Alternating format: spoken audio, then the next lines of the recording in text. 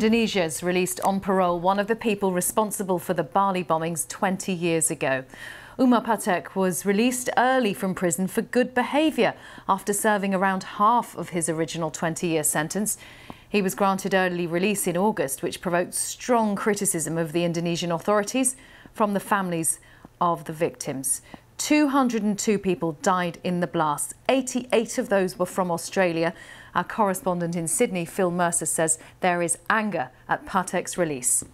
Umar Patek was one of the main architects of the car bomb that exploded outside of the Sari club in Bali in October 2002. There was another suicide attack at the nearby Paddy's bar. 202 people died, and as you say, 88 Australians were killed. This was the largest loss of life in Australia due to, or among Australians, due to a terrorist attack. So news that Umar Patek has been released early, almost halfway through his 20-year jail sentence, will be causing a great deal of anxiety and trauma for those people whose lives were affected forever by the attacks 20 years ago. And certainly many survivors here in Australia have said they are shocked and very concerned at Umar Patek's early release.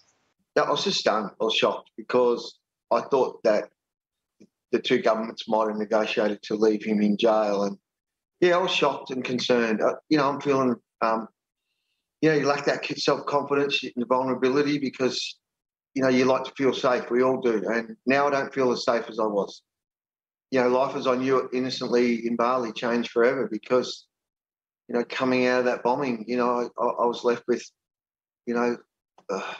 two amputations and left leg above the knee, missing and half right foot.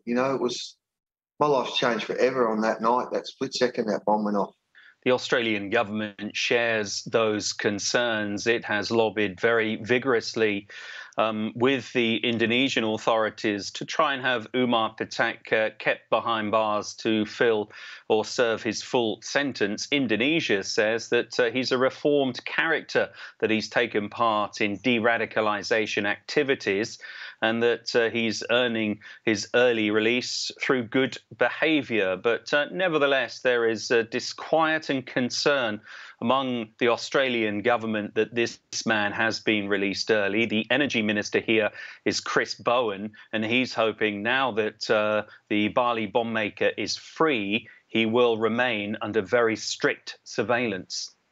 Look, I think all Australians would be concerned about this, and the Australian government is concerned about this on their behalf, and we have made, as you would expect, appropriate representations to the Indonesian government. Early release is not uncommon in Indonesia, so our particular representations have gone to seeking reassurances that he'll continue to be monitored and appropriate protections will be in place.